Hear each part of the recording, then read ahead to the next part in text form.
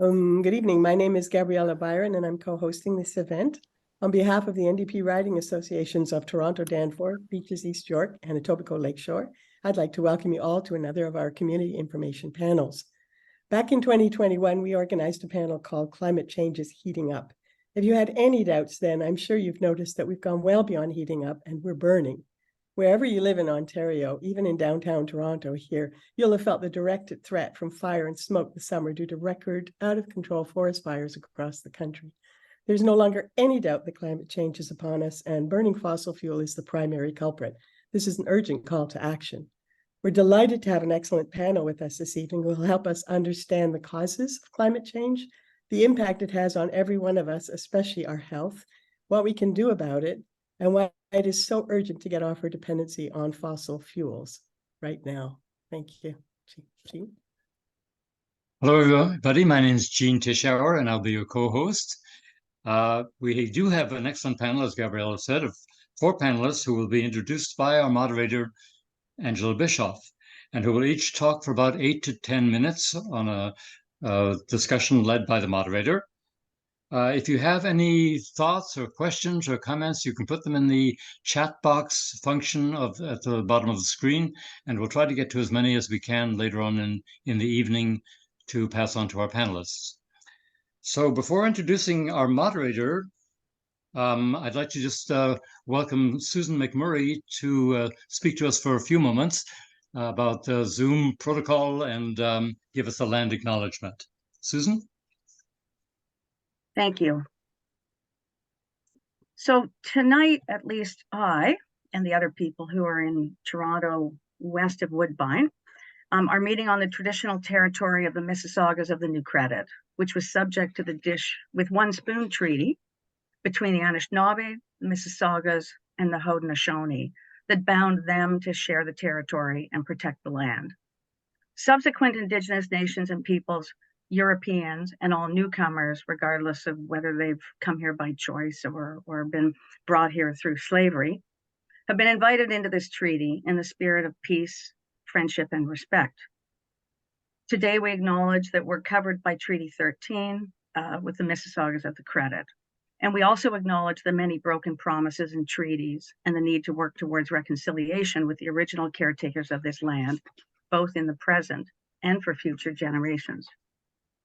I'll note a few things. The first is that today, October 4th, is Red Dress Day, which is sometimes known as Sisters in Spirit Day for action for missing and murdered Indigenous women, girls, and to us LGBTQIA+ people. I can put a graphic that the NDP has developed for that. Actually, maybe I'll show it here if I can, get my screen share to work properly.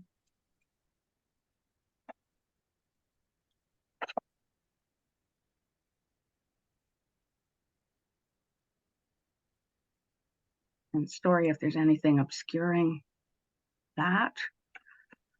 But this is something that the Ontario NDP caucus has created in order to commemorate the day. I would also note that, it's too bad that it's the first, but last night the people of Manitoba elected the first First Nation premier of a province in Canada, and proud that he's a New Democrat, and he doesn't have to model how an Indigenous premier would behave. He will be a wonderful leader for Manitoba, and we know that there are some steps that he's going to take pretty seriously around the search for missing and murdered Indigenous women. And also note that given the topic of tonight's panel and the issue of climate change, we know that Indigenous communities and peoples are some key protectors of air, of land, and water, and bring a lot of knowledge to this struggle that has to be acknowledged, recognized, and brought into the fold. Thank you. And then I guess I take 30 seconds, just the basic ground rules. Because of the size of the group, we will keep people muted throughout. As Jean mentioned, if you have questions or comments, please use the chat. And as we get closer to the discussion section at the end of the evening, the folks, the volunteers here are going to be combing through your questions in order to make good use of those. So feel free to use the chat and enjoy the rest of the evening. Thank you, Susan. So now is a proud moment for me as I'm introducing Angela Bischoff to be our moderator for the evening. And Angela, to put it in a few words, is one of the most irrepressible and dedicated environmentalists this country has, I think. She has worked with the environmental nonprofit sector for more than 3 decades in 4 different Canadian cities, working on issues ranging from eco-cities to transportation, from climate to mental health, and even elections. She is the director of the Ontario Clean Air Alliance, a small but mighty group aiming to move Ontario into a 100% renewable path. And she also practices and teaches yoga and commutes daily by bike and even takes care of her aging mother. So she's all around a wonderful person. And here is Angela Bischoff to be our moderator for the evening and introduce you to our panel. Thank you, Angela. Thank you so much, Jean and Susan, for those intros. Hello, everybody. And thank you to the organizers of the event. I'm very honored to be here. I'm the director of the Ontario Clean Air Alliance. We led the successful campaign to phase out Ontario's dirty coal power. We're now working to move Ontario to a 100% renewable energy future through an integrated combination of energy conservation and efficiency, cost-effective made in Ontario green energy, and energy cooperation with Quebec. As you all know, while our forests burn out of control this summer, displacing over 200,000 Canadians this year, the world, fortunately, is moving to a renewable future. This year alone, global green power investment is expected to exceed $1 trillion. But meanwhile, in Ontario, not 1 kilowatt of green power has been purchased since 2018 when Doug Ford was elected. Instead, he's locking us into a very high cost, high polluting nuclear plus gas electricity system. So we're here to talk about that tonight. What can we do as citizens, as organizers, as politicians to usher in the green, clean energy future we all want and need? So we're here to hear from 4 speakers. I'll be introducing each of them before they begin. After all 4 have spoken, we'll have a group dialogue, and then we'll open the floor to your questions and comments. So feel free to get going in that chat bar, and we will try to acknowledge them. So if you're good with that, as an agenda, here we go. First up, Julia Levin is an associate director with the National Climate Team at Environmental Defence Canada. She works to advance ambitious climate and energy policy. She's worked with Greenpeace and Oceana and holds a BSc from McGill University and an MEd from OCEC. Over to you, Julia. Thanks, Angela. I'm going to quickly bring up my screen. And here you go. So I'm joining tonight from the unceded and unsurrendered territory of the Algonquin Anishinaabe, also known as Ottawa. And as Gabriella and Angela have both mentioned before, this summer, if it wasn't already clear, this summer's events have made painfully clear that the climate crisis is very much here, and it's impacting us all. And we know that if we continue on our current trajectory, we face the collapse of all the systems that sustain us. We're looking at food shortages, lethal heat waves, sea level rise, the list goes on and on and on. And we know what the problem is. We know what the root cause of the climate crisis is. It's fossil fuels. It's oil, gas, and coal. Fossil fuels are by far the largest contributor to global climate change. Together, they count for over 75% of global greenhouse gas emissions and over 90% of all carbon dioxide emissions. This means that the only way to avoid catastrophic climate crisis is by phasing out the production and use of fossil fuels and transitioning to 100% renewable energy and doing it quickly over the next decade. So we know what the problem is. We know it's fossil fuels. We know that that's what's causing the climate crisis. But the good news is that we know what the solutions are. We have the solutions. We have the know-how. All we need to do is deploy at scale. And you'll be hearing more about this later. But in a nutshell, we have to replace fossil fuels with renewable energy. We must electrify everything and build up a robust and reliable energy grid. And we must invest heavily into energy efficiency and energy savings. But knowing what the problem is, knowing that fossil fuels are causing the climate crisis, how is Canada doing? Well, not so well. First, emissions keep rising, and that's almost entirely because of the oil and gas sector. Oil and gas, Canada's oil and gas industry represents 30% of our domestic emissions, and that number keeps rising year after year. And that 30%, that refers only to the emissions from producing oil and gas. So that doesn't include the emissions that come from using fossil fuels here in Canada, like burning fossil fuels in our cars and our homes. And it also doesn't include the emissions from the oil and gas we export. Most of the oil and gas produced in Canada is exported, and all of those emissions aren't included in that 30%. So that's the first thing on the scorecard. Our emissions, and especially the emissions from the oil and gas sector, keep going up. Second factor in terms of determining how Canada's doing is governments in Canada at all levels, provincial and federal, continue to provide enormous subsidies to oil and gas companies, while climate solutions continue to receive a small fraction of that level of public support. That means governments are still spending more money on causing the problem than fixing it. And the third point is that despite all of the science that says we have to end expansion of oil and gas, despite all of that science that we've known for decades, oil and gas companies are still continuing to expand production in Canada. In fact, expansion plans in Canada are the second largest in the world, behind only the United States. So we're continuing to move in the wrong direction. So what's behind that dismal track record for Canada? Why, if the problem is clear, it has been for a long time, why aren't we tackling it? It's because of the power of the oil and gas lobby. They are the biggest barrier to climate action in Canada.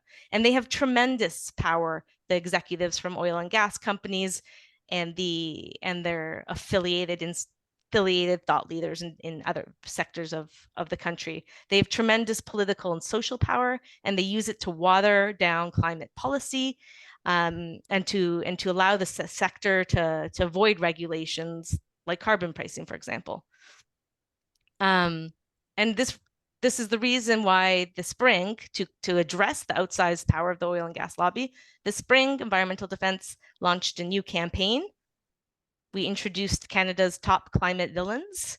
The goal of this campaign is to name and shame the powerful people behind the oil and gas sector.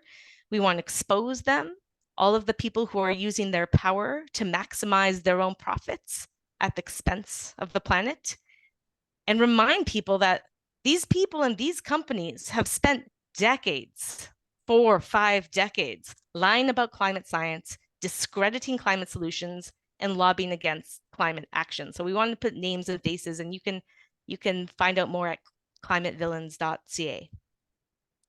And so what are these villains up to now?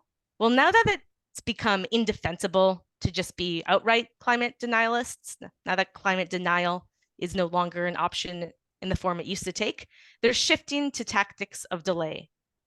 So these companies are now realizing they have to pretend to care about the climate crisis, but the solutions they're pushing, like carbon capture and hydrogen, really have nothing to do with solving climate change. And instead, the goal behind these false solutions, as we call them, is to justify new fossil fuel infrastructure and delay the energy transition by distracting from better renewable options. So let's take a look at those two false solutions. The first is carbon capture. So carbon capture refers to technologies which can capture some emissions from where they're released in massive quantities, like a smokestack at a power plant or an oil refinery. But carbon capture, it's not a new idea. We've been hearing about it a lot recently, but it's not a new idea. It's been around for 50 years and received tens of billions of dollars globally in investment spending. And still it's unproven at scale. It has a terrible track record and it's incredibly expensive. Most projects, nearly all of the projects that are proposed, don't make it off the ground. And the small number that do vastly underperform from their stated capacity. And so that tiny little circle, that's today's carbon capture potential. It's less than 0.1% of global carbon emissions. And again, despite 5 decades and a lot of money.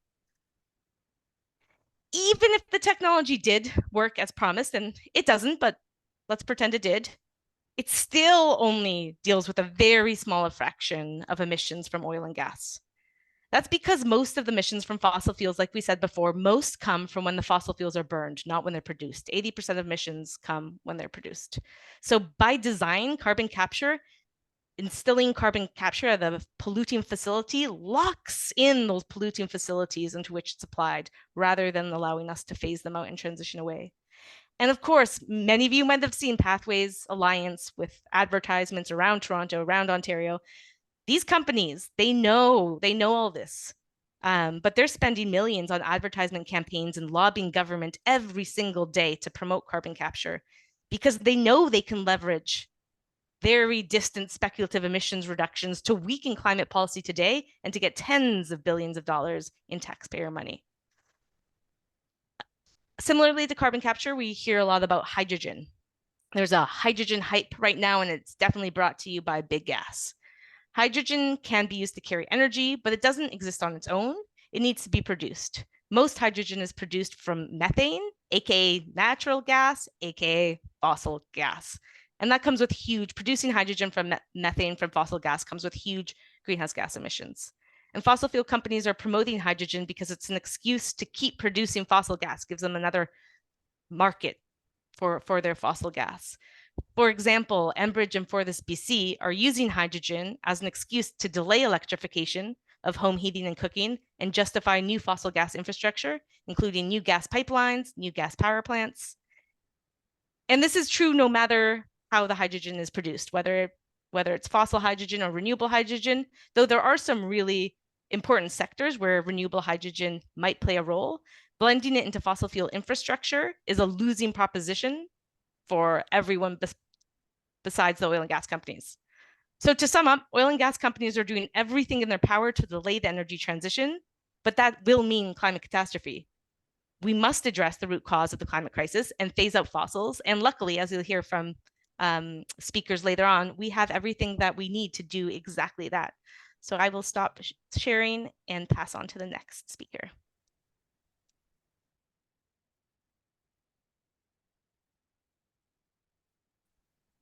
Thank you so much, Julia. That was a really good overview. Dr. Mili Roy is next. She's a practicing physician and surgeon in Southern Ontario, an assistant professor at the University of Toronto Faculty of Medicine. She serves as Ontario Regional Co-Chair of the Canadian Association of Physicians for the Environment, or CAPE, and also as co-chair of the Ontario Climate Emergency Campaign. Over to you, Mili. Thanks, Angela. Just going to share my screen here.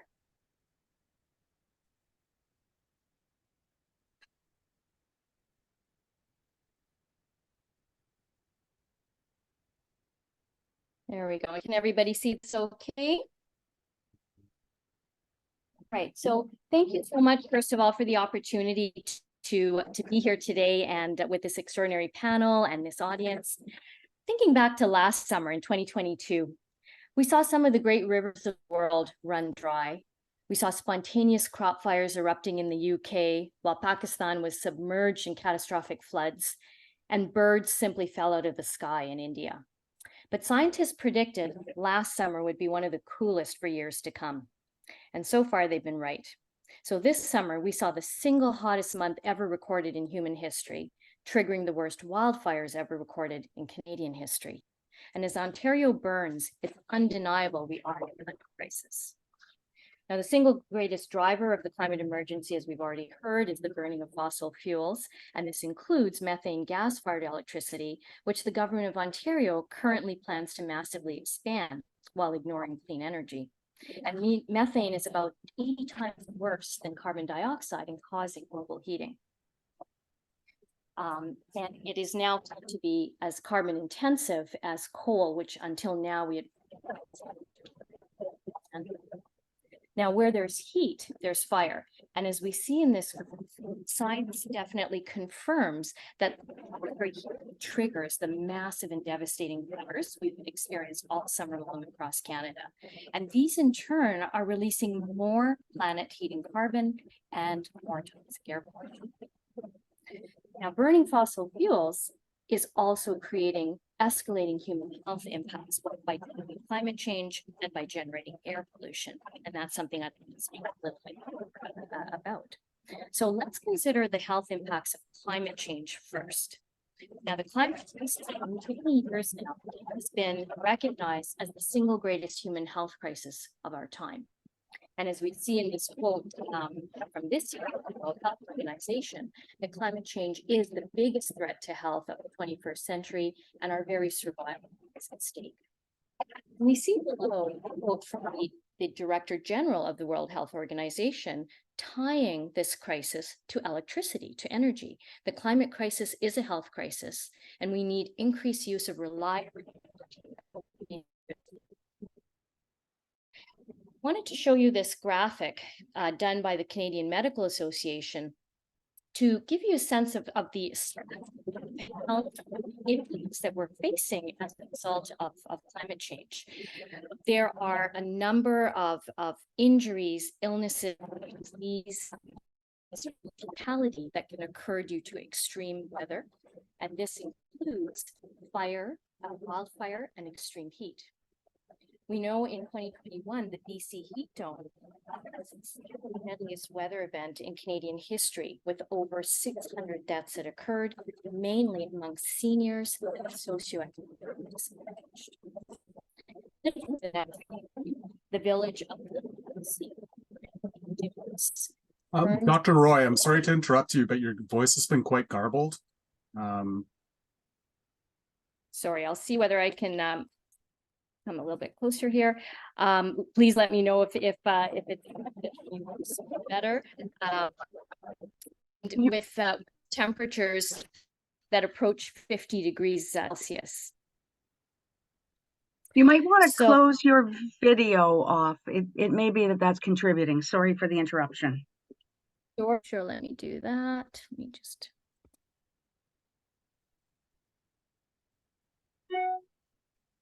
Sorry, I mean, yeah, your own video.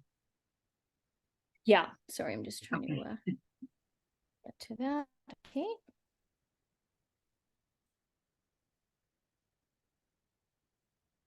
Okay, let me know if this is any better. Comes back to our picture graphic here. We also know that planetary warming reduces crop yields, while extreme weather can affect agriculture as well as housing, and both of these affect housing and food security, social determinants. Furthermore, we have the risk of infectious diseases, which are increasing at an alarming rate. We already see an increased incidence of Lyme disease, West Nile, Legionnaire's disease, and more. But even more disturbing, we have new research that's showing us that climate change may aggravate nearly 60% of human pathogenic diseases. We already know that it increases the risk of pandemics, And we find that it is actually increasing antibiotic resistance. So all these new things to worry about. And furthermore, the Canadian Public Health Association is warning that right here in Ontario, we may be at risk for diseases such as malaria, yellow fever, Zika, dengue, and more in the future, things that we've experienced in this area. And then we must consider the mental health aspects of climate change. And these are devastating, widespread, and disproportionately affecting our youth who had the least to do with creating this climate crisis. We know that depression, addictions, and suicide are related both to climate change and also to wildfire exposure. And a recent global study of 10,000 youth around the world showed that nearly half experience climate anxiety that affects their daily life and functioning. Nearly half are hesitant to have children themselves. And over half feel that governments are betraying them and future generations.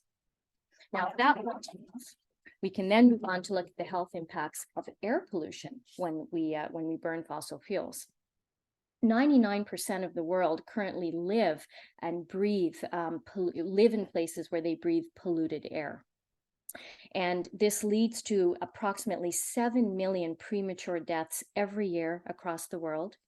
In Canada, we're looking at over 15,000 Canadians losing their lives prematurely and nearly 7,000 Ontarians dying prematurely every year as a result of air pollution, with huge economic price tags linked to this as well, in addition to the human toll. And several hundred to several thousand premature deaths occur in Canada every year due to wildfire smoke exposure. So when we breathe polluted air, we are subject to diseases in many body structures. And this can range from lung diseases like asthma, to heart diseases like arrhythmias and high blood pressure, neurologic diseases such as dementia, and so on. Pregnant women and babies are at risk for low birth weight, premature labor and birth, stillbirths, and birth defects. Air pollution also causes cancer, such as leukemia and lung and breast cancer. And aside from the mental health impacts of climate change, breathing polluted air creates its own mental health harms. It is linked to anxiety, depression, and even suicide. So after all of that negative news, where do we turn to for our solutions? And how do we push for those? So it's clear that in addressing climate change, we want to reduce emissions in order to prevent the worsening of health conditions around the world. And that's a beautiful way to frame it, something that is not political, something that applies to all people equally. But we need to understand that we're in a system where the global fossil industry receives $11 million in subsidies every minute, and where the fossil fuel industry has spent billions to control climate change messaging, much as we've looking at. But thanks to the emerging field of attribution science, we know that over half of all greenhouse gas emissions globally since 1988 were produced by only 25 companies. That's a very finite number. And we know that 20 million acres of forest burnt in North America by wildfires can be attributed to 88 fossil fuel and cement producers. So that's powerful information for us to work with. So where are our real hopes? Well, the fact that, again, as Julia mentioned, that the solutions we need already exist, and we simply need urgent and widespread implementation. We need an urgent transition to clean renewable energy, conservation and storage. And this will yield massive public health benefits, economic co-benefits as well. And we are so fortunate at this moment in history that renewable energy has become the cheapest source of energy, much cheaper than any fossil fuels. And this is really to our advantage. And clean energy will all convert the fossil fuel driven costs of human health and infrastructure damage. So $1.5 billion extra in Ontario alone to maintain public transportation infrastructure. 50 billion in losses due to premature deaths from air pollution, as we just heard. And every dollar invested in the clean energy sector generates far more jobs than investment in a gas plant.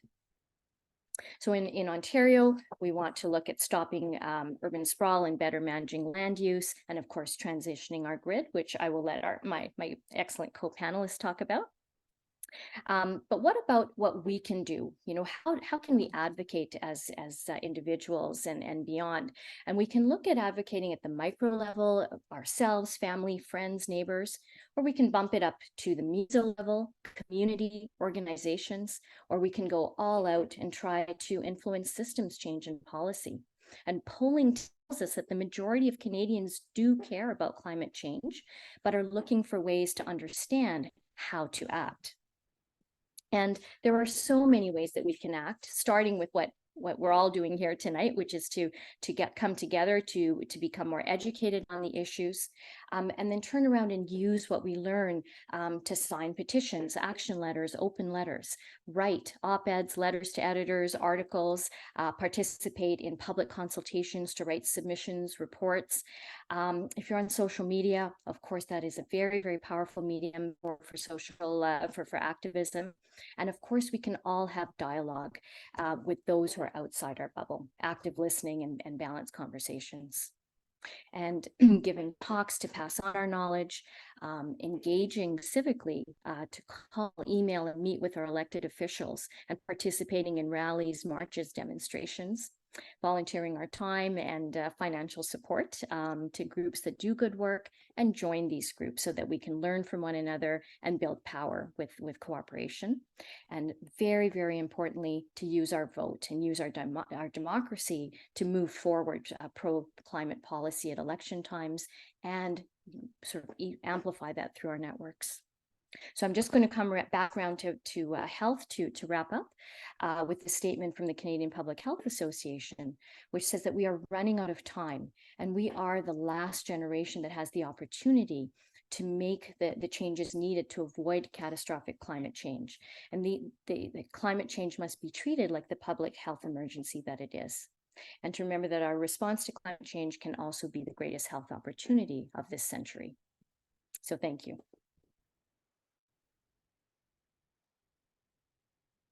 Thank you, Dr. Mili Roy. Yeah, it's staggering the impacts, but incredible all the co-benefits that can be garnered from moving away from fossil fuels. So that's the hopeful message. So thank you for that.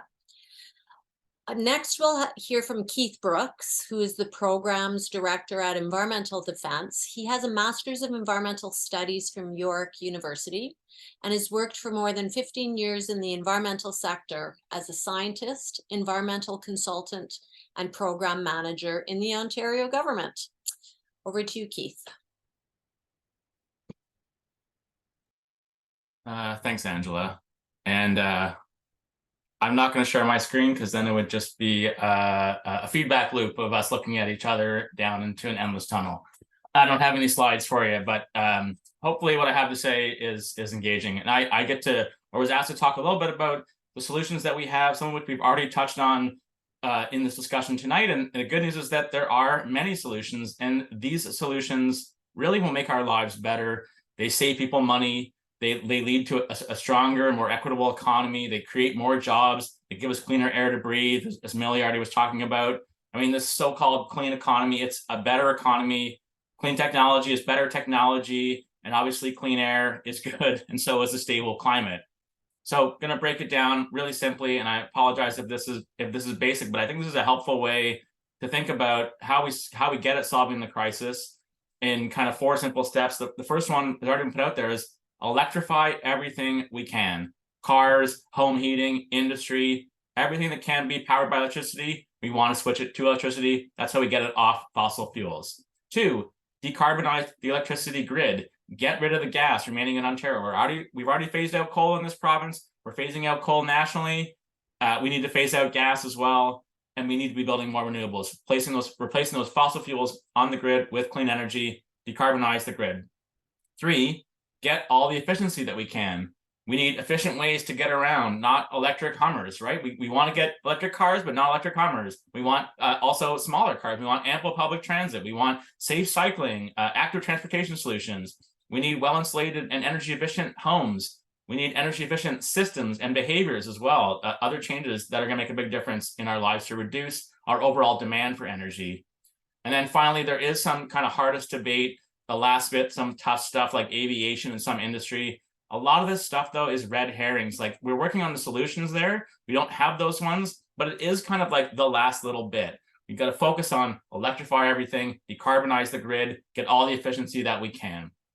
And doing this will deliver massive benefits in addition to helping us and our kids and our grandkids and our friends and, you know, our nieces and nephews and everyone that we know enjoy living in a stable climate.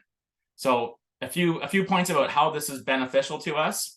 You know, the International Energy Agency, which used to be kind of a think tank to kind of deliver big oil's message. Now they're doing a net zero scenario, and they find, like everybody that's analyzed this, that this net zero scenario delivers a better economy, a better world. And in their terms, you know, energy sector employment increases from 65 million jobs today to 90 million in their net zero scenario. New jobs in clean energy industries reach 40 million by 2030. Outweighing job losses in the fossil fuel related industries. Clean Energy Canada, an organization here in Canada, found the same thing, that Canada would see 700,000 additional jobs if we switch to clean energy in 2050 than we have today. And this would far outweigh any jobs lost in the fossil fuel industry.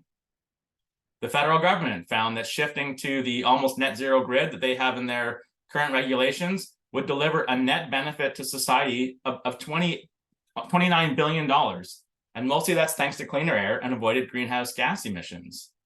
And so that's in addition to the economic benefits to the jobs that are enumerated by Clean Energy Canada and other entities. And you probably heard the Ontario government is trying to build new gas plants, but what you should also know is that they're also looking to build new battery storage facilities. And those storage facilities serve the same purpose as gas plants. They're backup power. And the gas plants are actually cheaper. Like in the contracts that government just offered to gas plants and to battery storage, the gas plants are cheaper. The clean solution saves us money. People will be better off too. Analysis again from Clean Energy Canada found that like a family that adopts common clean energy solutions, EVs, heat pumps, they could knock $800 off their monthly energy bill compared to a family that is largely reliant on fossil fuels. And EVs are the biggest energy saver and biggest money saver in this case. If you were to get a Chevy Bolt instead of a Corolla, you'd save $33,000 over the 10-year period. And this is true for all EVs. Like the initial cost is higher, but you don't have to put gasoline in your car. You're powering with clean electricity if we have a clean grid. And that is significantly cheaper. There's money savings on maintenance and all kinds of things. So an EV right now will save you money over the cost of the time that you have it.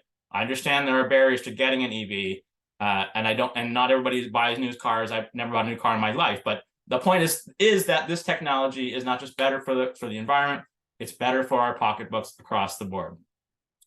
Analysis from the Canadian Climate Institute found that on average, the lifetime cost of a heat pump with electric backup is 13% lower than a gas furnace and air conditioning. If you consider both the capital cost, so the cost to buy that heat pump versus the furnace, and also the operating cost, the cost of using electricity versus gas. So you save money now if you power your home, if you heat your home with clean solutions rather than fossil fuels. And heat pumps have come out ahead because they're much, much more efficient. They save you on your energy bills overall. And like the reality is that no one should be buying a gas furnace today. Heat pumps are so much better from an economic perspective. And we're so sure of this at Environmental Defense that we are actually accusing Enbridge of false advertising because they are telling people that people would save money if they hook up to the gas network in areas that Enbridge is expanding the gas network to them. They're saying that these people would save money if they get a gas furnace, and it's a lie. They would save money if they got a heat pump, and so we're challenging them as false advertising. So from the macro level right down to the household level, this transition would make our lives better. It helps with affordability. It helps with cleaner air. It helps create jobs. It does a lot of good things. We know who's against this. We already heard about the fossil fuel incumbents. and we heard about who's aiding and abetting them. But we need to, how are we going to get there? It is a bit of a hard part. Some of the things that we need, though, to do to get there is we need a real just transition plan. We need to acknowledge, like I did talk about the job side, and there's going to be more jobs in clean energy than there is in fossil fuels. But, some people are going to lose their jobs. And so we need to be compassionate for those people. We need a real just transition plan. The federal government has a sustainable jobs bill, but that bill does not even define what sustainable jobs are. And it doesn't admit that we need to phase out fossil fuels, which means that it's not actually going to help the people in communities that are actually going to lose their jobs as we move through this transition. So we need to work to strengthen that bill. We need to get a real just transition plan because we need to have a compassionate and equitable approach to this energy transition, understand that some people are going to be negatively impacted. Another big piece, a bit different though, that we haven't talked about is, aside from actually changing technologies, actually moving to clean energy, we need to reform the financial system. Banks and pension funds are still huge lenders to the fossil fuel industry. Like RBC is one of the top ones in the world, spending 100 times more on fossil fuels than they are on clean energy. They need to be regulated. We need rules for the banks, for the pension funds, to make sure that they're investing in clean energy solutions and not in fossil fuels. And to get there, the final step we need is we need to build the political will. We need to make our politicians see that this is the right path for them.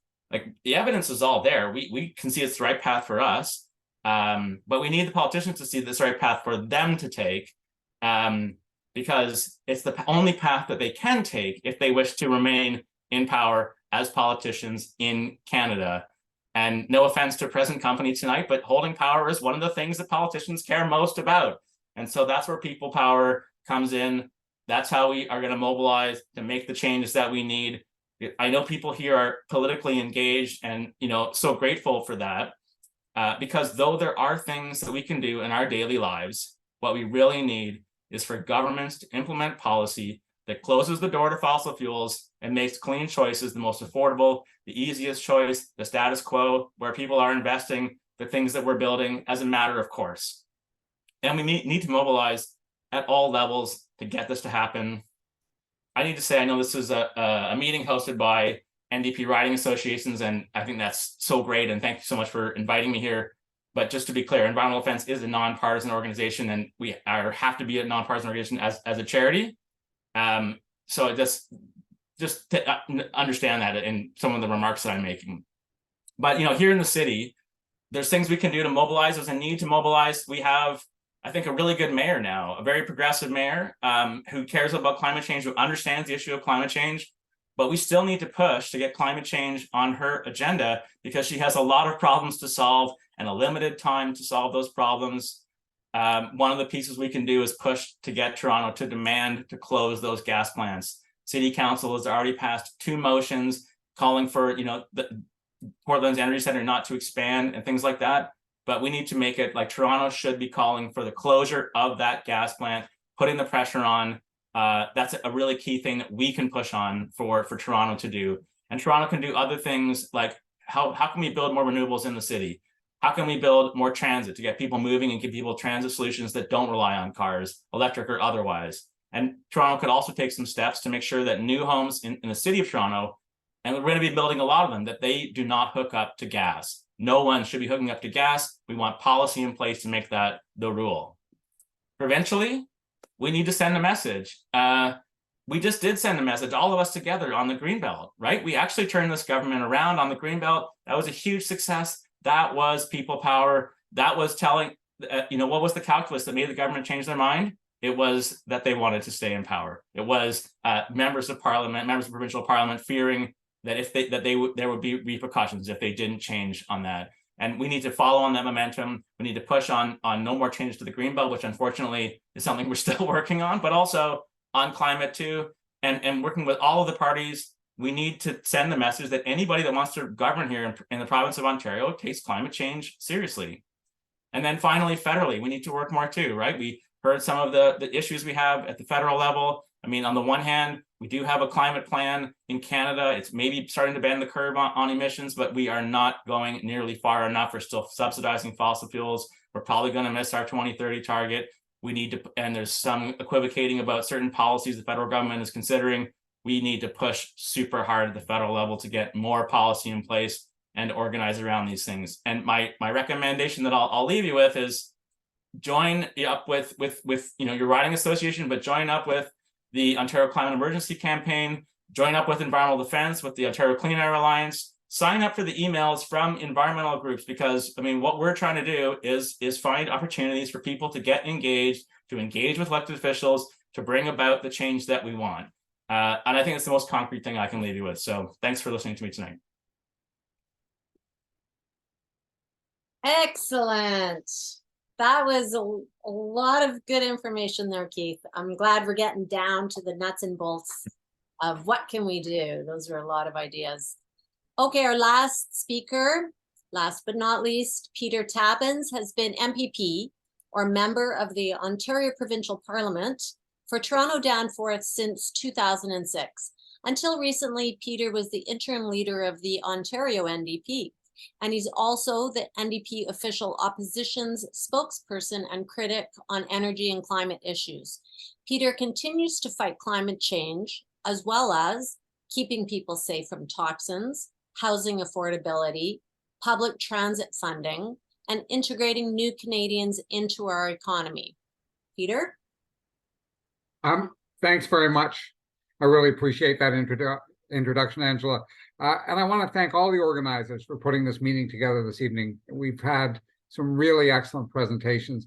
And may I also say, I want to say hello to all the folks out there who are part of the meeting tonight, who are longtime friends. I actually have seen some of you today. So it was a real pleasure seeing you here. This meeting is a really good opportunity to expand our knowledge. Keith has done an excellent job talking about the options before us, our opportunities for action. My task this evening is to talk about the failings of the Ford government when it comes to climate. And my guess is, for most people, you already have a very strong sense that this is not a government that is climate or environmentally minded. But I want to go into a little more detail on that, because I want to say that we need to understand this is not just a government that is bad on climate. This is a government that's stepping on the gas, and the pun is intended, to make the world a whole lot hotter. This is a government that is completely committed to policies that will make the world as hot as possible. That's the kind of government that we're talking about. When we refer to Doug Ford's war on the environment in the legislature, we're not exaggerating, we're not being theatrical, we're just telling the straight up truth. And I wanted to start to lay out their failings by getting into the tender mercies of their climate plan. But I realized I had to go even back one other step. And that's just to point out to you that this government avoids using the words climate change. That's something I've noticed more and more lately. This is the crisis that dare not say its name with these guys. Their revised emissions estimates, effectively their new climate plan, was published in March of 2022. And for 3 pages, they talked about the wonders of their emissions reduction plan without once mentioning the words climate change. Why are they reducing emissions? That's a mystery, not touched on. In March of this year, we had a debate in the legislature about a private member's bill on talking to people about flooding and flood preparation. The Conservatives could not once refer to the problem of climate driving the flooding issue. Other members in the legislature could refer to climate change very easily because, in fact, that's what the bill was about, flooding arising from climate change. But the Tories could not use that term. June 6th of this year, as the wildfire crisis was something we could literally taste in our mouths, the government wouldn't use the word climate when talking about that emergency, even after repeated questioning. Ford himself criticized NDP leader Marit Stiles for talking about a climate emergency, saying she was politicizing the wildfire issue. I mean, there are days in the legislature when I feel like I'm dealing with a branch of QAnon. It's a very, very strange bunch of people that we have there. I'll be clear, sometimes when the government is hard pressed, when they think they have to say the words climate change, they will, in answer to a reporter's question, do you believe in climate change? But frankly, this is an issue that apparently causes big problems for them politically. They don't want to use the words, they don't want to think about the issue, they don't want to act on the issue. And I'll get back to their quote unquote climate plans or emission reduction plans. Now, those who have read their 2018 climate and litter plan, which is a very strange pairing of issues, which by the way is still their plan, will know that the Auditor General had a chance to go through that report. And one of the comments you made that was so striking to me was that, and I'm paraphrasing, there's some very big flaws here. And I recommend that the government base their policies on evidence. Now, that is so elementary, so primal, that if you think that the Auditor General has to tell you you should use evidence when you put forward a policy, you know you're plumbing rock bottom. And I have to say that even if they were successful with their plan, and I have doubts, and I think they're very reasonable doubts, that they will ever deliver the reductions that are in their plan, a 30% reduction of emissions by 2030 is dramatically insufficient to actually protect the climate, protect the people of Ontario. It will make our contribution to the climate crisis result in even more catastrophic results. That is where they're headed. Recently, the Minister of the Environment was asked a number of questions about the effectiveness of their climate plan. And he wanted to talk about their new emission reduction scenario, the one that I mentioned just earlier in March of 2022. And I'll paraphrase by saying his response was, yes, we had our old plan, we still hold on to that, but we've gone way beyond. We're going to save all kinds of greenhouse gas pollution because we put in place all these transit plans. And he listed off a number of the ones that the government either has put in place or were put in place before they arrived. I have to say to all of you, when you actually go through the list of plans, for instance, the Ontario line, the Yonge subway extension, the Eglinton West LRT, almost none of them are actually going to be completed before 2030. And some of them don't even have a completion date. So if we're dealing with a crisis that requires dramatic reduction in emissions by 2030, and you've got a Minister of the Environment saying our transit plans will make a difference, I have to say to you, those plans, assuming some of them get done before 2030, will have minuscule impact. Within this decade, we need to dramatically cut our emissions. Julia and Dr. Mili Roy set out why we have to do that.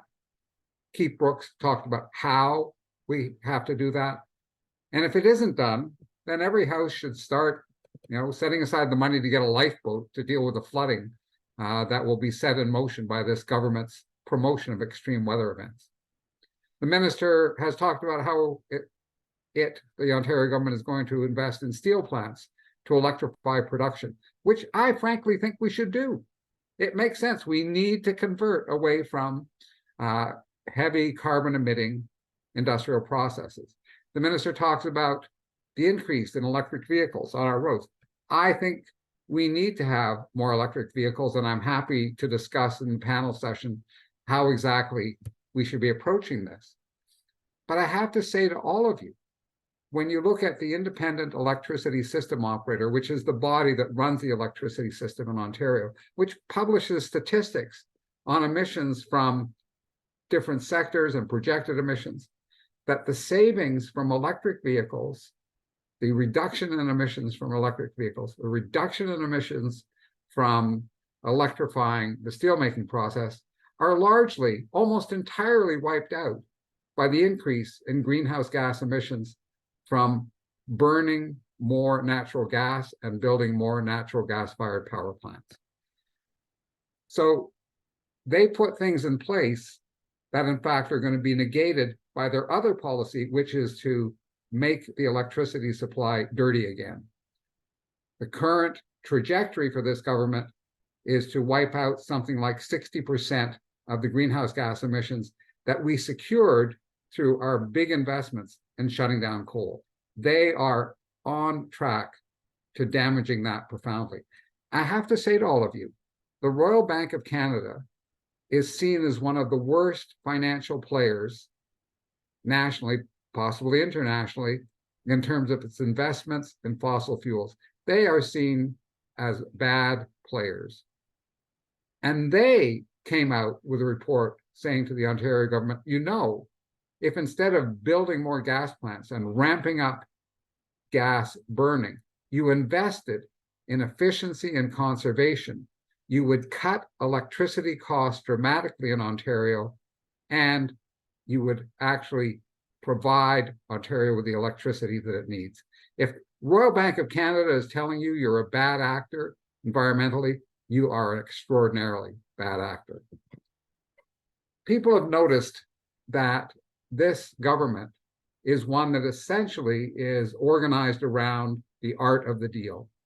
And what is important to this government is ensuring that their developer friends, possibly their gas producing and distributing friends, are looked after and looked after well. Referring back to those developer friends, Highway 413, the Greenbelt grab, the imposition of sprawl on Hamilton, Kitchener, Ottawa, Waterloo, all driven by developers flipping land and making a fortune. All of these are set to rapidly increase emissions. But not only is the government not making the emissions cuts we need to protect our climate and ourselves, I mean, they're going backwards on that, but they're going backwards on adaptation. And if you look at conservation authorities, the government has taken a meat axe to the conservation authorities whose job it is to protect us from flooding. Their ability to protect us from flooding has been dramatically reduced. And everybody knows that. If you look at the Ontario Wetland Evaluation System, it was put through a meat grinder. And so you've now got conservation authority after conservation authority, regional municipality after regional municipality, talking about how those changes are going to eliminate wetlands and increase flooding. We've got the Toronto and Region Conservation Authority, Regional Council of Halton, Hamilton Conservation Authority, Grand River Conservation Authority, all talking about the impact on wetlands of what this government is doing. So not only does Ford want to make the world a lot hotter, he wants to make Southern Ontario an awful lot wetter, an awful lot wetter. The Intergovernmental Panel on Climate Change talked about the moment that we're at. The potential is there for the world to hit 3 or 4 degrees centigrade of warming. Now, this is talking about a biblical future. I'm not talking about the good parts of the Bible, not the fun parts, not the turning water into wine, which has always been very popular, or walking on water, which increasingly will be necessary. I'm talking about the pestilence and the brimstone and damnation parts. That's what we're being set up for by Ford. And at the same time, and Keith, you went through it very, very well. Julia, you talked about the obstacles before us. The potential is there. We have the technology today. We have the smarts, we have the knowledge to actually rescue ourselves, to rescue future generations. That's what we need to do. Ontario is wealthy. We have a well-educated, well-trained workforce. We can transform our energy systems, our cities, our agriculture, our natural resource industries. We can do all of that. But right now, we're coping with a government that is more shaped by that art of the deal than by consideration of making the world a better world. Than any consideration of making a better world. So I'm happy to talk about those alternatives. I hope giving you some deeper insight into Doug Ford's approach to climate is useful to you, and I turn it back to you, Angela. Thank you. Oh, it's really a lot, Peter. Thank you for really laying it out. You know, and all the speakers have really laid out. Can we bring back Keith now and Julia? Thanks. All the speakers together you really complemented each other so well, really laying out what all of the, what the concerns are and what the potential is for, co-benefits of jobs and a cleaner economy and a cleaner environment. And I'm going to presume that really everybody on this call is on side with all of those things. We get it. And we're stuck with a conservative government that is, what it would like a war on the environment, as Peter said. We should be using that phrase. The conservative government is, imposing a war on the environment here in Ontario. And I'd like to just get a little bit of dialogue. How do we, as organizers, as individuals in the community, how do we, it's not just enough to vote once a year or organize days of action. Maybe Peter, you can lead us off. Like, how do we create the revolution we need to really push for dramatic change on the energy and climate front in this province? Well, I'm happy to start off, and I want to say Julia and Keith and Environmental Defense have done extraordinary work around the Greenbelt. I mean, they've gone out, they've talked to people, they haven't limited their activities to Toronto. They've gone outside Toronto into the 905. They've built those alliances. In my assessment of what happened, Ford didn't feel that he could survive, and his MPPs didn't feel they could survive a revolt in rural Ontario in the 905. And it was that mobilization of the base that he depends on for his political existence that, in the end, twisted his arm enough to force him to backpedal. He hasn't backpedaled fully yet. We haven't seen the legislation. I know Keith and Julia can talk all about what's happened with other cities where there were things done on the fringe that are just as damaging as what was done in the main Greenbelt decision. But this was a major victory. And I think that mobilization, that reaching out outside Toronto, into the 905, into rural areas, finding common cause is going to be extraordinarily important. And I'll just say, we need to talk to rural Ontario and small town Ontario about heat pumps, because there's a big push to get natural gas into a lot of places that are dependent on propane or heating oil. Those are really expensive. But frankly, if we can develop an alliance with those groups outside Toronto who understand, who can be brought around to understand how switching from propane, oil, and natural gas to heat pumps, then I think we've got the potential again to twist Ford's arm and have a breakthrough. So I think we always have to think about going further.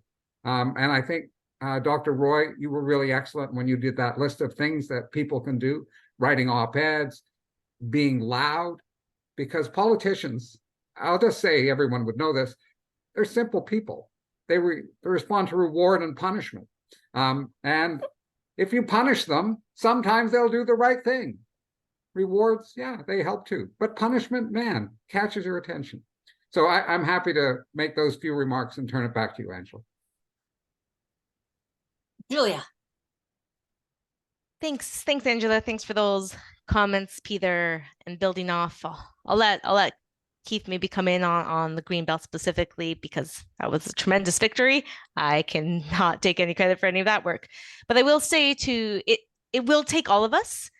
And there are so many ways to get engaged. I think the perfect way to think about it is, what do you love doing? What are you good at? And how can you use that to press this further, to press climate at every single level? And to Mili's list of suggestions, maybe you're a great writer, maybe you're a great, maybe you host a great book club, maybe you are really good at getting the attention of your local city councillor. There are things that we all do in our lives, and we can channel that into pushing for positive change.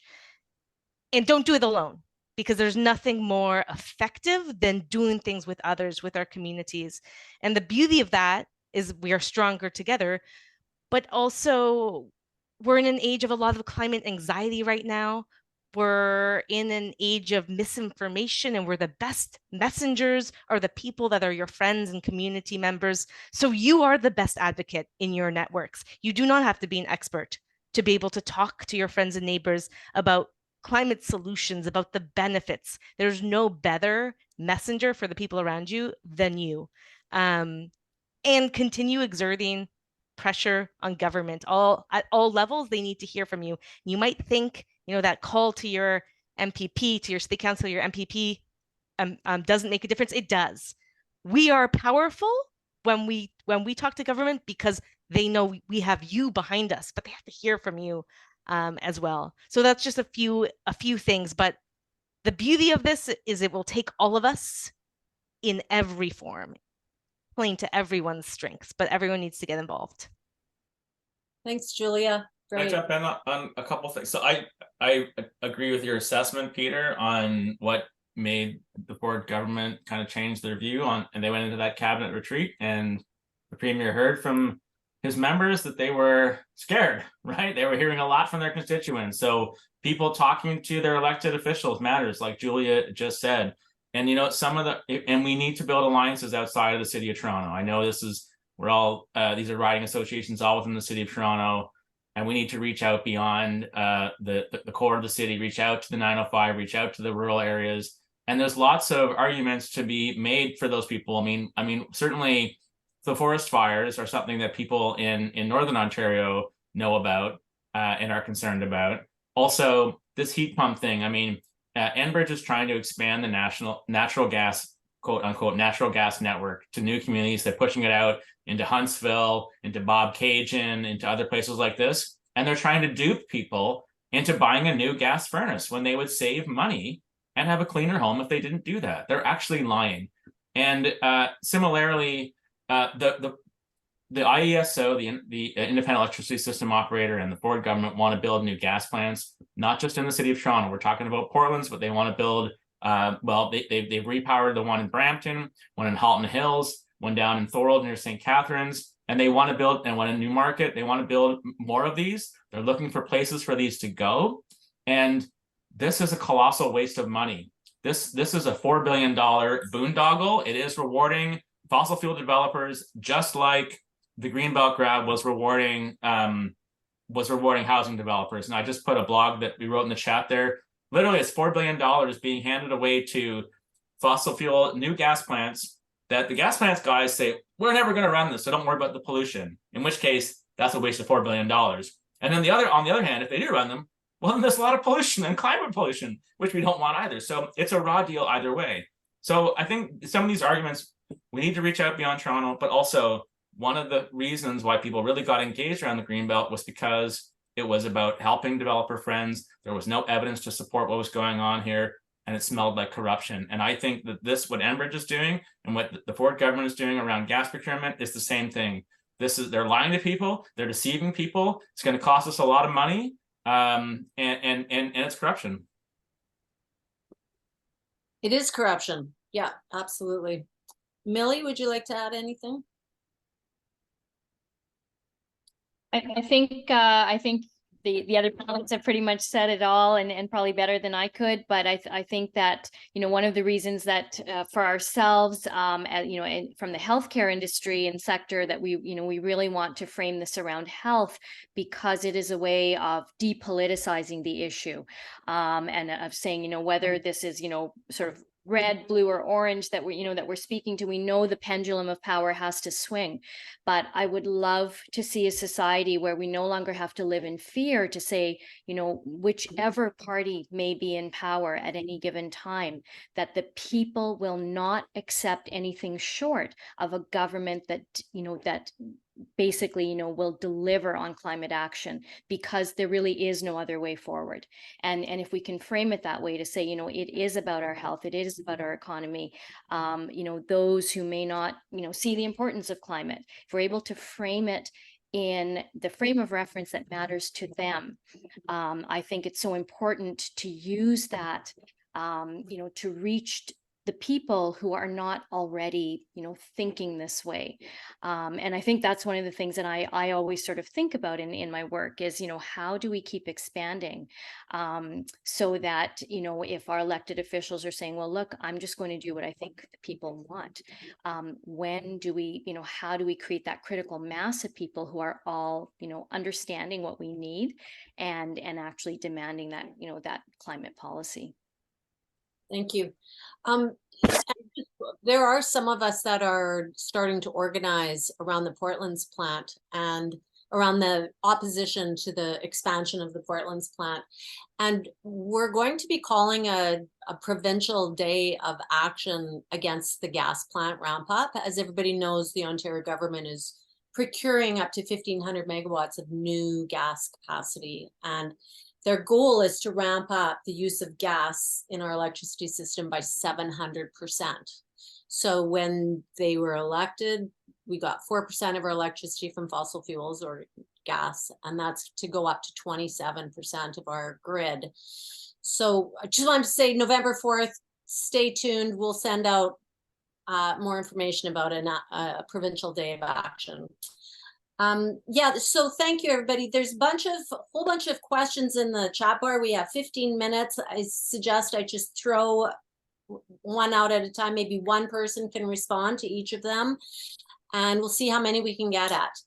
A few people have been asking about nuclear. Nuclear is delaying climate action. Ontario is not only ramping up gas, they're ramping up nuclear and gas instead of renewable power. Who'd like to address that? The cost of nuclear, the fact that it's not going to come online before 2030, it's delaying real climate action. Peter, you have to address that one, Angela. Come on. Yeah, Angela. Actually, you're the best equipped of all of us to do that. Why don't you use your moderator powers, moderator privilege? You get to speak. Okay, well, we all know not only is Doug Ford ramping up gas, he's ramping up nuclear power, and we're looking at massive, like well over $100 billion.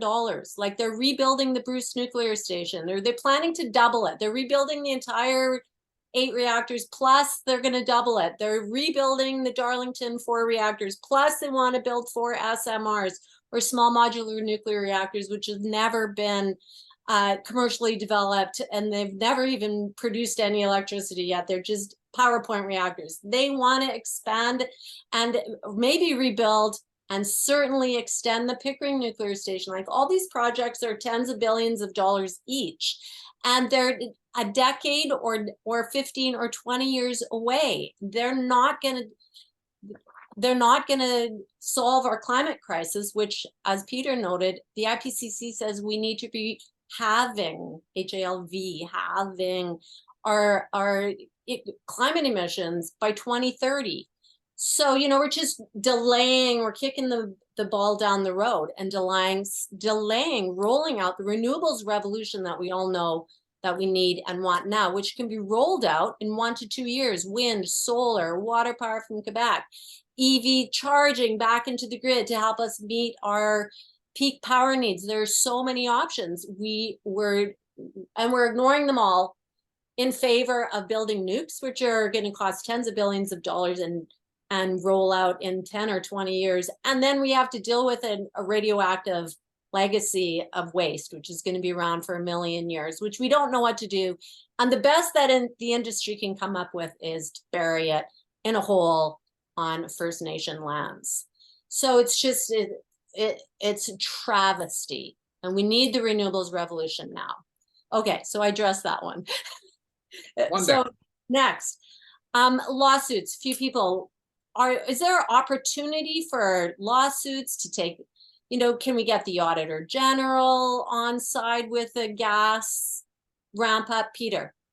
Yeah, in fact, I introduced a climate liability bill earlier this year to set up the framework for suing fossil fuel companies for damages, both in terms of physical and health. And right now in other jurisdictions, you have to go about proving whether or not the fossil fuel companies actually caused the damages. We set it up so there's something that's called absolute liability. you're a fossil fuel company and you're pumping stuff into the atmosphere, and it can be shown to be a percentage of what's in the atmosphere, then you can be open or liable to a lawsuit to secure damages. That can be done, and frankly, the government of California is engaged in suing fossil fuel companies right now. It's not a question of there being a legal obstacle to doing it. Right now, there's a political obstacle. We have a government that doesn't want to do it. Their friends are in the fossil fuel industry. They are going to try and protect them. But I'll say to all of you, and not just the panelists, but everyone who's here this evening, the costs of dealing with climate change are going to be enormous. They are going to put huge pressure on public budgets in the multi-billion dollars per year just to keep the existing infrastructure operational. And I suspect that as that financial pressure grows, the ability politically to force those lawsuits into action, force those lawsuits into being, and force the legislation into place that facilitates those lawsuits will become much easier.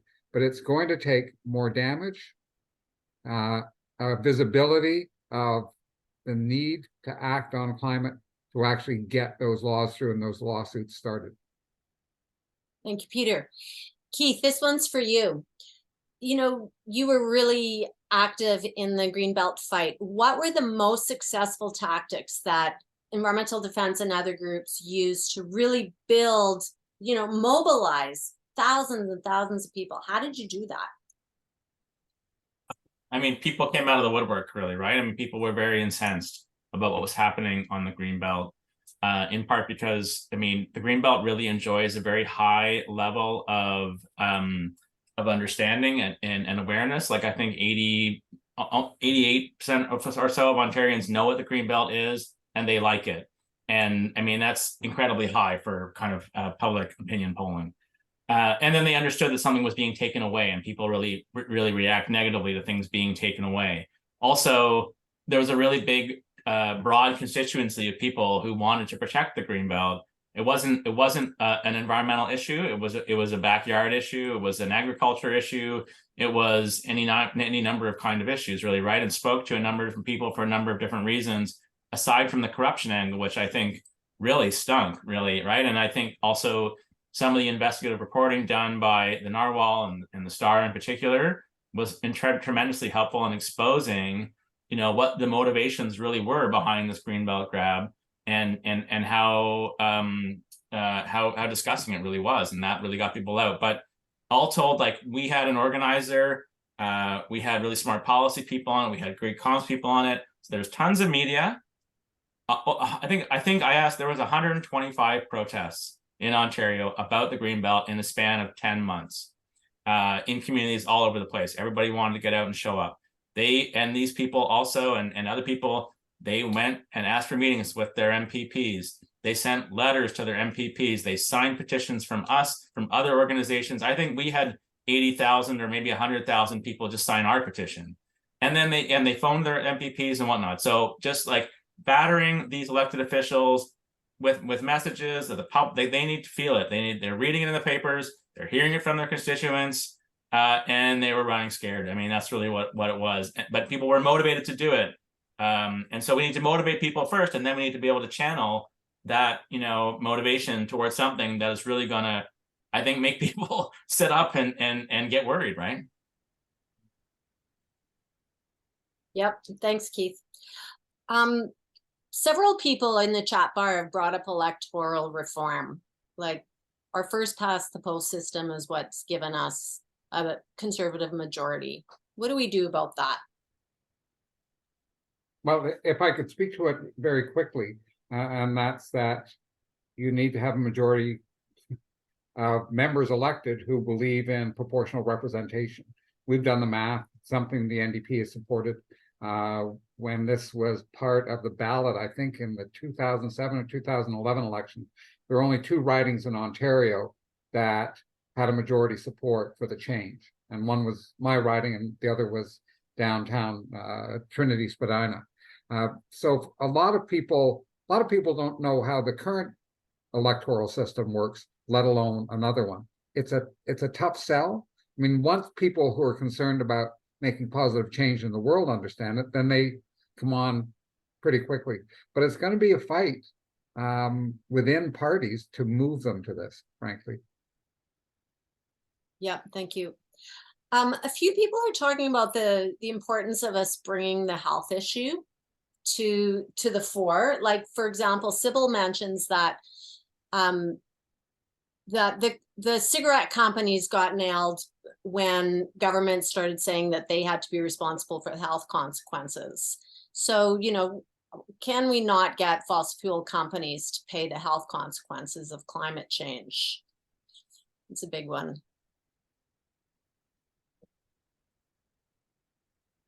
Or can we make, can the NDP declare the forest fires a health crisis? That's another health question that's been coming up in the chat.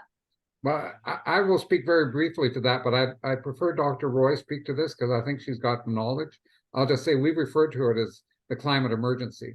And we like that wording because we think increasingly people need to understand that this is related to climate. And that's one of the problems we have. People don't put those pieces together. And I think when they do, we'll have a far more powerful state of public mind to move the issue forward. But Dr. Roy, I think your presentation, you understand this issue. If you could speak about how we tie these issues together in people's heads, that'd be great.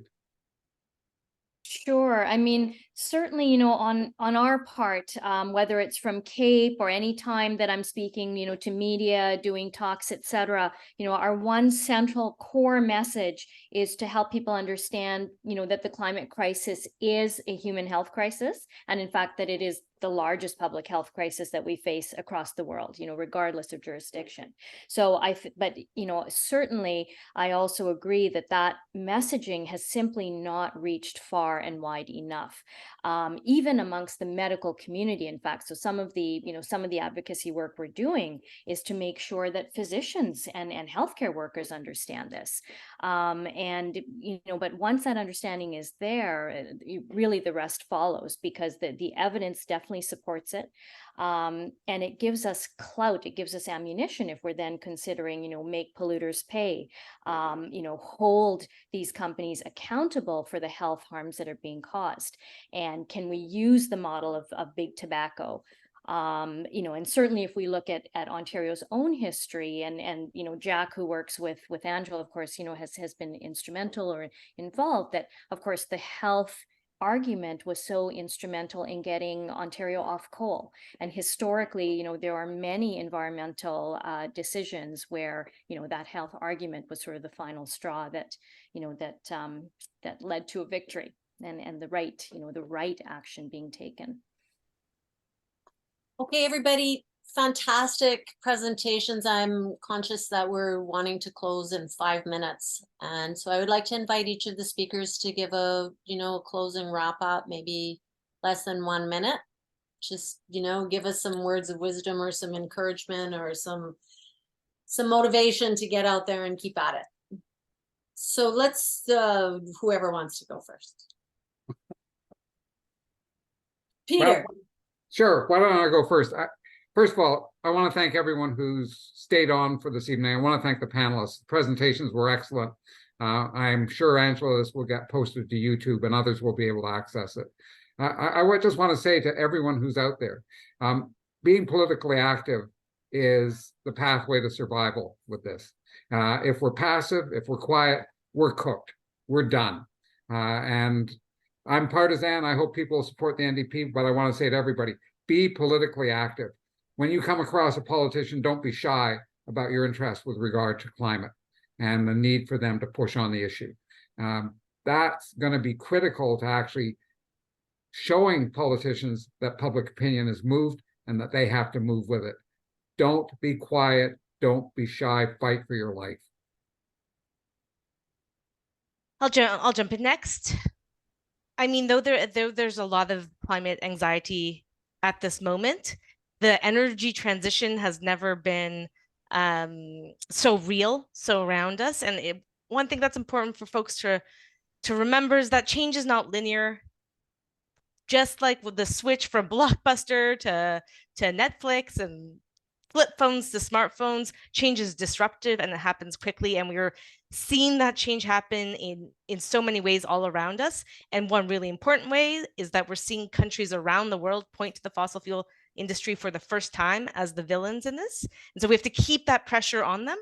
But also at the same time, there's a number of really important, at the federal level, really important policies being determined, being developed this fall, and that's about capping emissions from the oil and gas industry. It's about clean electricity regulations. It's all about sales of electric vehicles. This is a critical moment to watch federal policy and fight for those regulations because they are essential right now. So it's not the moment for nihilism.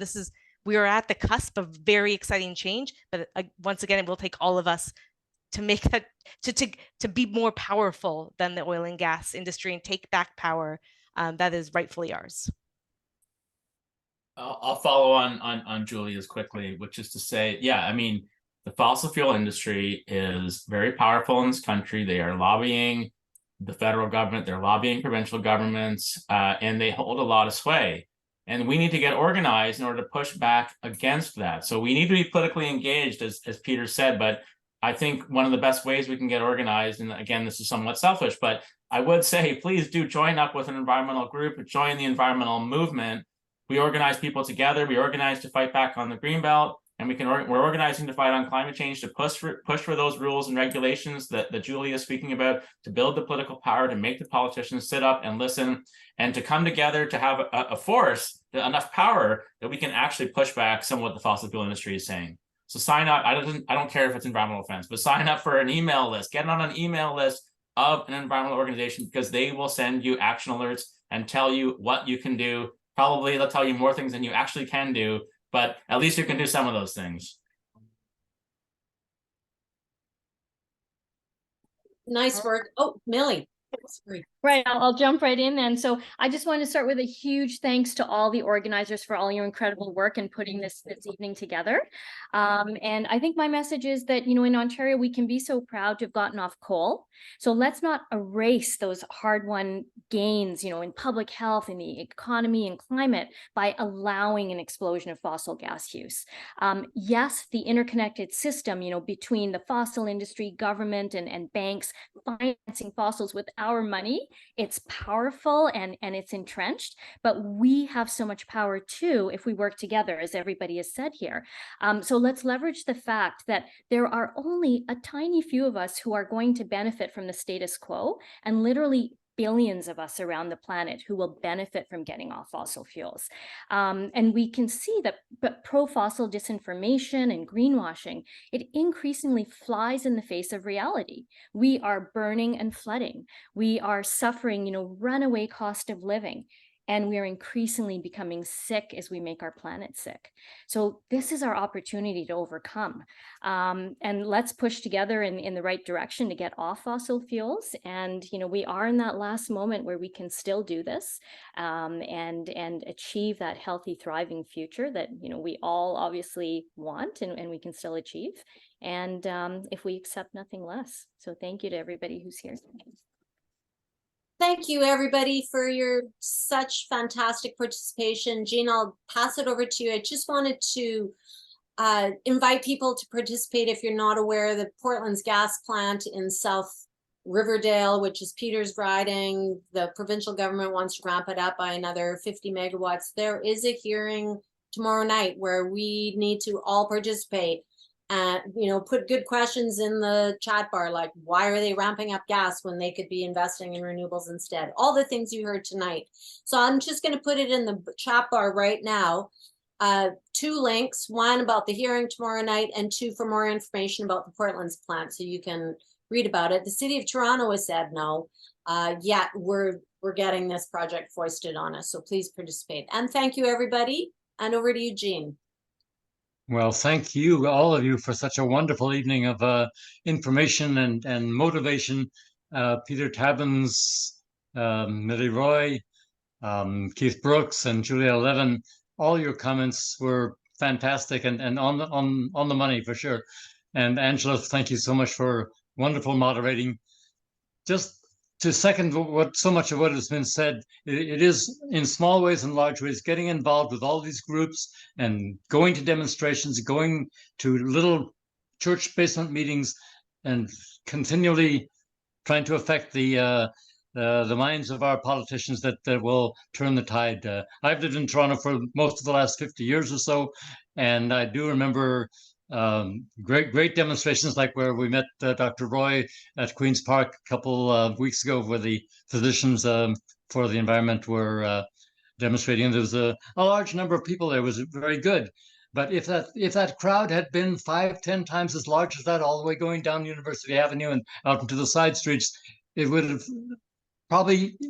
we would have seen some legislation by now. So everybody get out there, go to all these demonstrations and join groups, and keep your eye on Cinema Politica Danforth and Toronto-Danforth Outreach Committee for more events and perhaps some films also to come in the future. Thanks everybody for being here. Thanks, Gene.